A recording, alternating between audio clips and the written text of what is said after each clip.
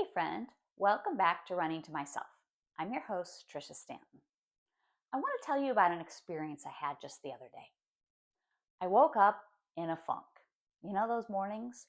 Nothing horrible had happened, but it was carrying the heaviness of some ongoing hard circumstances.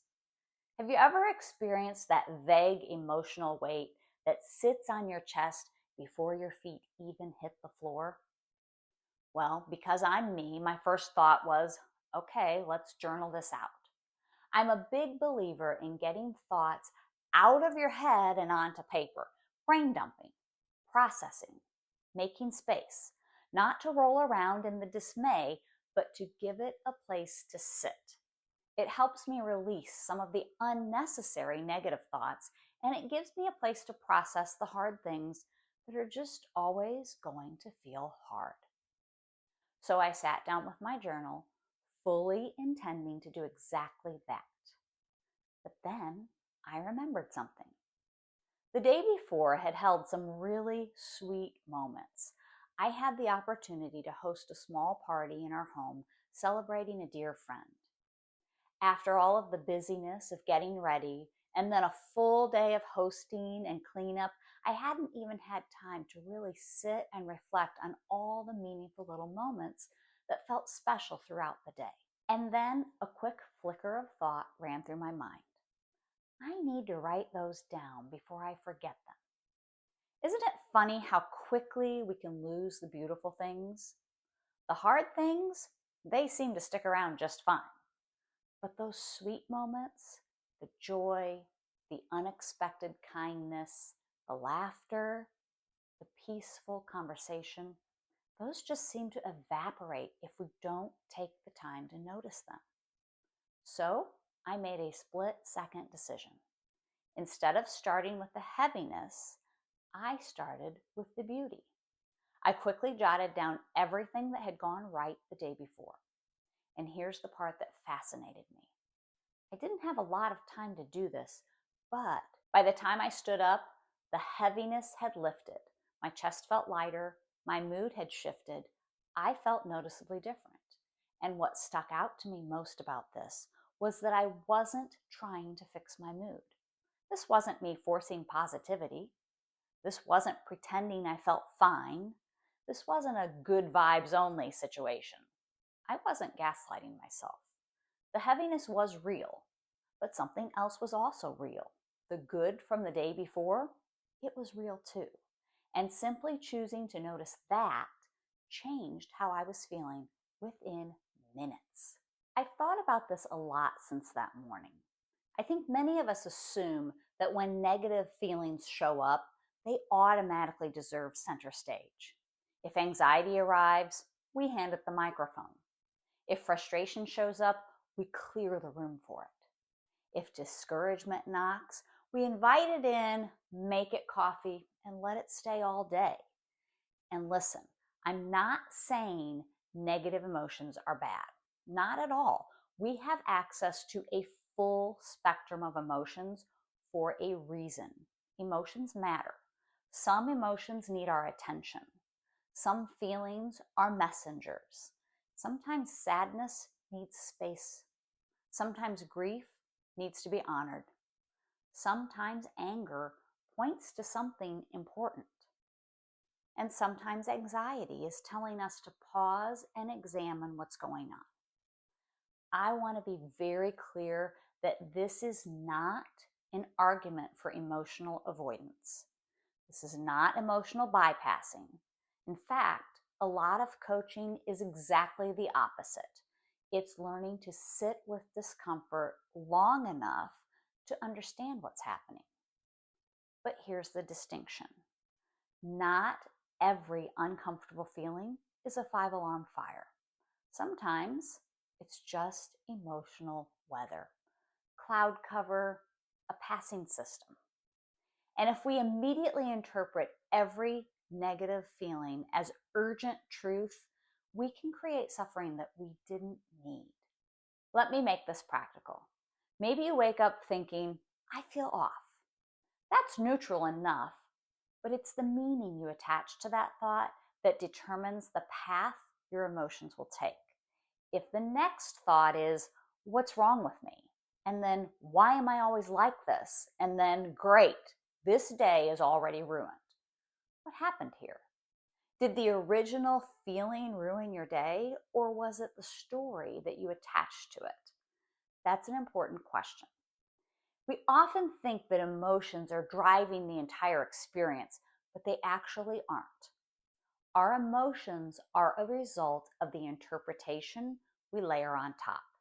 In other words, our emotions are created from our thoughts. One of the most empowering things about mindset work is realizing you are not powerless in your own mind. You get to become the gatekeeper, not the director, not the suppressor, not the emotional bouncer throwing everything out. The gatekeeper, meaning you notice what's entering, you evaluate what deserves attention, you decide what gets reinforced. Some thoughts deserve curiosity. Others deserve a polite, no thank you. If you're listening right now and thinking, okay, but what do I actually do? Here are 4 questions you can use. Number 1, what am I feeling right now? Name it without drama, without judgment. Is it heavy, frustrated, sad, anxious, irritated? Just name it. Giving it a name will provide some clarity, and clarity reduces chaos. Number 2, what story am I attaching to this? This is huge. The feeling may be one thing, but the meaning you're assigning may be causing something entirely different. For example, I feel tired becomes I'm failing. I feel anxious becomes something bad is going to happen. I feel disappointed becomes nothing ever works out for me. That leap is where something neutral becomes something negative. But it doesn't have to be the case. You can keep the original neutral tone if you are paying attention to these other sneaky thoughts trying to make their way in. Number 3, is this a big P problem? I love this question. It brings me back to my elementary school teacher days. I can't take credit for this brilliant distinction. I learned it by listening in on the lessons that the guidance counselors would come in and teach the class. Basically, a big P problem is a big deal. For the kids, those would be problems that might require the help of an adult. But a small p problem is something you can work through on your own. Back to the adult version for us. Is it a big P problem? Sometimes yes. A diagnosis, a relationship crisis, a job loss, a child in trouble? Yes, that's serious. That deserves care and intentional attention. But other times, well, sometimes it's a small p problem. You slept badly, your hormones are doing what hormones do, you're overstimulated, you're hungry, you got a frustrating email or text. They're not the same thing. Not every discomfort needs to be a catastrophe. And number 4, what else is true? This is a game changer. I use it a lot with my coaching clients and with myself. What else is true? I feel anxious and I've handled hard things before. I feel discouraged and this is not the whole story. I feel overwhelmed and I can do one next right thing. I feel heavy and there were beautiful things in my day too. That question creates space. Looking back, that's exactly what happened for me. I didn't deny the heaviness, I simply widened my view. Instead of letting one feeling define reality, I took notice of another truth that was also there. It was that tiny shift that changed my experience. My circumstances didn't change, my attention changed. It's important to make that distinction. I didn't need my circumstances to change to relieve the heaviness. A simple change of focus did that for me. This is the kind of work that we do in coaching all the time. Not just think positive, not just be grateful, not pretending life isn't hard, but learning how to separate what happened from the story you're telling about what happened. Learning how to recognize patterns, learning how to stop handing every unhelpful thought full control. The women I work with are not lacking intelligence. They're not weak, they're not incapable, but they may simply be stuck in patterns that they've practiced for years. Patterns that feel automatic because they've been repeated so often. But once you see the pattern, you open the door for change. The awareness of it gives you an opportunity to make a choice, and a new choice creates change. This is actually the perfect time to tell you about something I'm really excited about. I have been building something behind the scenes that is opening up later this month. It's called the Mindset Map Collective. And if you've ever listened to this podcast and thought, how do I actually do this kind of work for myself? This is for you. Because mindset work sounds great in theory, but in real life, most people need structure, a process, a way to actually identify what's happening in their thinking. That's what this program does.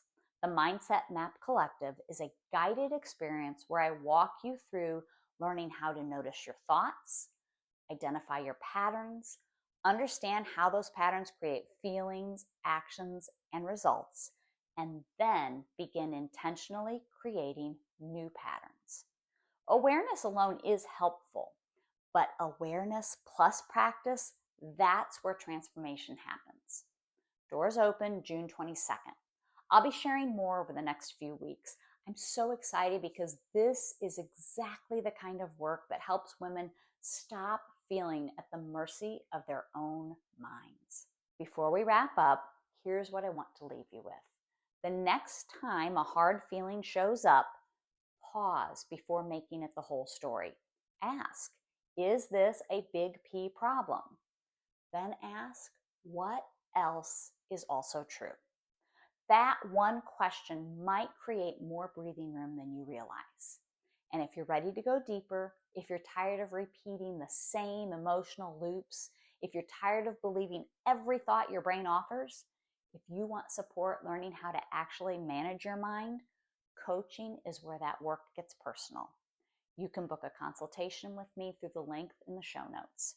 And if the Mindset Map Collective sounds like exactly what you've been needing, stay close. Doors open June 22nd. Listen, friend, your thoughts may be familiar, but they are not in charge. Until next time, keep running to yourself.